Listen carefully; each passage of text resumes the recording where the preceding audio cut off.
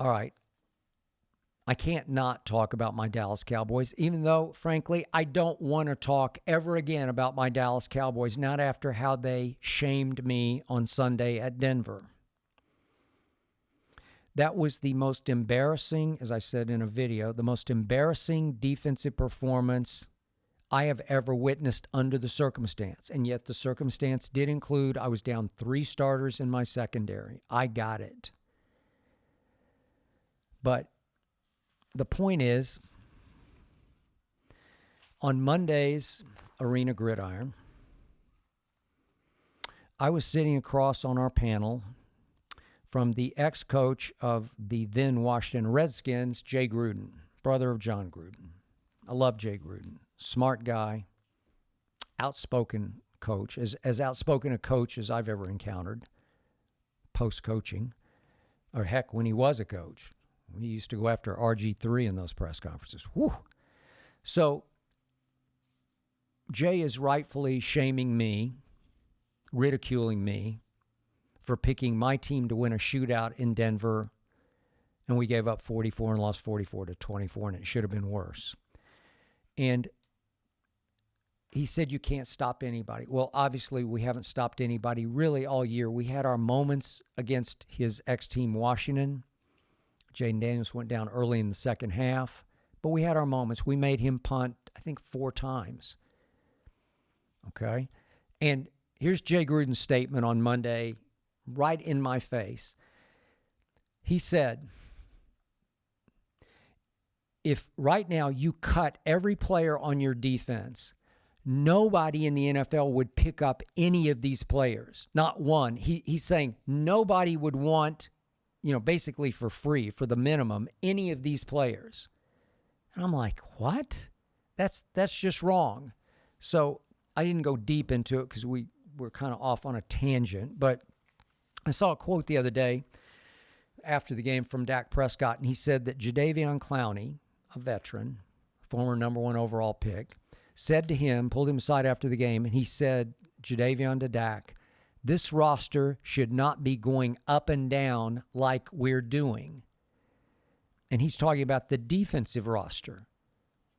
I've been saying that all year. How can you roller coaster like this or just be this bad?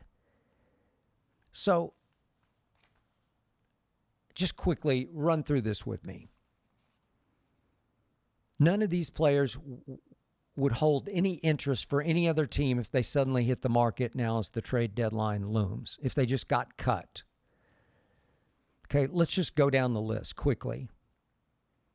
Trevon Diggs, he suddenly went on IR. I have no idea what's going on. He allegedly fell in his house and concussed himself. I have no idea. He wasn't buying into Coach Eberflus or Eberfluke or Eberfraud and the defense he was trying to teach, and I think they just sent him home. That's what it felt like to me. I think he became such a subversive force in the locker room as a leader of the team.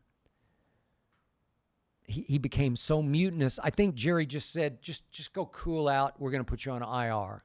I know he had some other things going on. He had a knee and a shoulder, I think.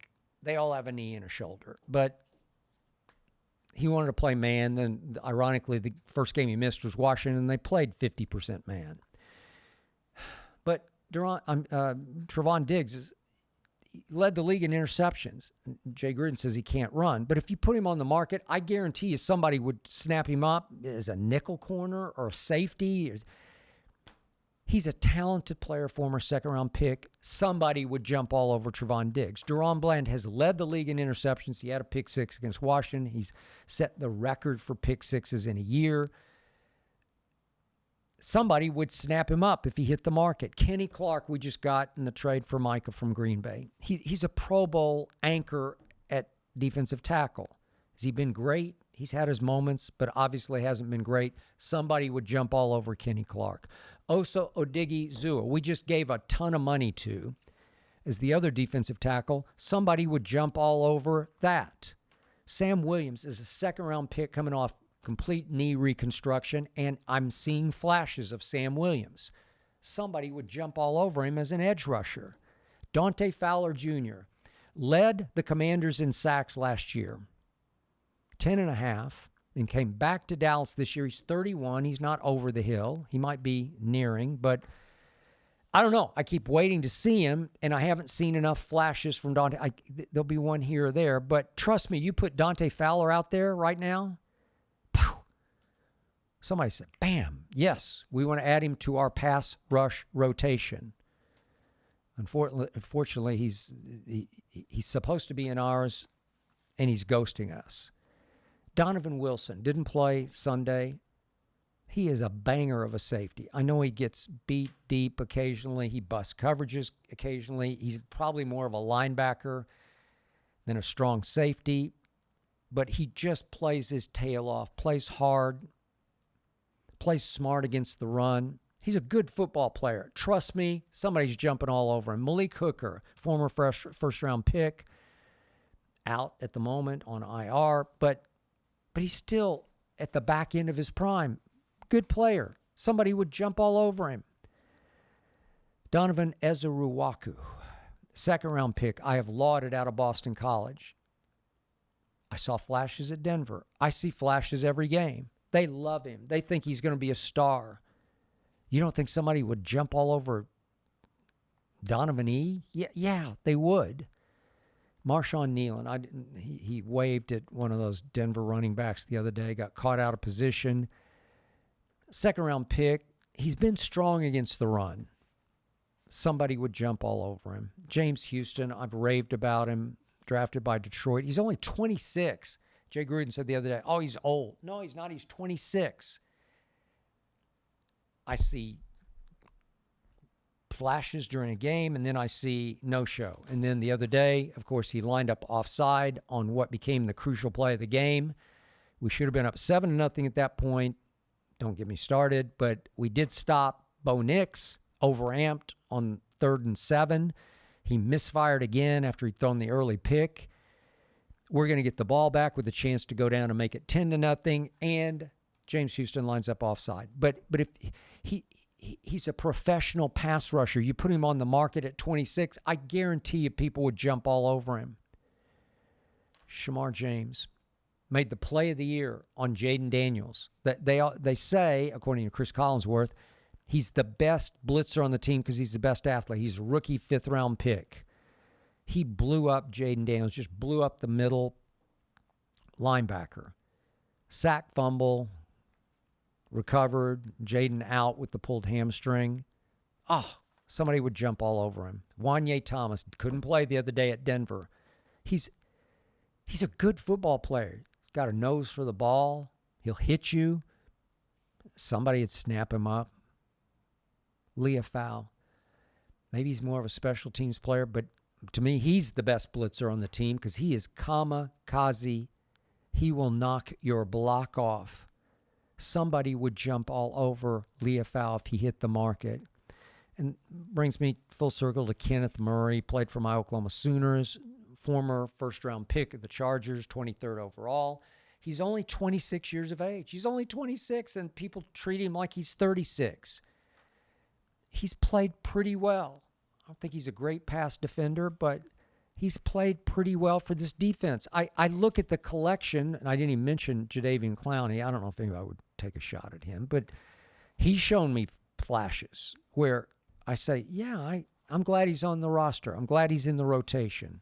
And I've said before, our best defensive player is DeMarvion Overshown, who is due back in 2 more games. The Monday night game at Las Vegas, he says he will be back from complete knee reconstruction. I don't know if he lost a touch of quickness, but he is a game wrecker playing a monster position as sort of a roving Charles Haley-like linebacker when Charles was with the 49ers. I just ran through it for you. This defense should be way better, playing way better than it has performed for Matt Eberflus. Is Eberflus the problem? I suspect he is. Will Jerry fix the problem? I suspect he will not. Will Jerry add somebody at the deadline? I think he will, although he went out of his way to say after the Denver game, no one player is going to fix this defense. And I think he was just laying the groundwork for if he does go get somebody, a cornerback, a pass rusher, that he doesn't want Cowboy Nation to think we're fixed, because no one player is going to fix the scheme, the unity, the camaraderie, the chemistry, just the competitiveness of this defense. We were just lifeless at Denver. Just give up, lifeless. Nobody wanted to tackle. I keep seeing the triple pancake block. I don't care about that. I care about nobody in our secondary wanted to tackle any Denver running back. So I'm sorry. This defense is way, way, way better than it has performed. And I just gave you about 15, almost 20 players who would be valuable if they hit the market.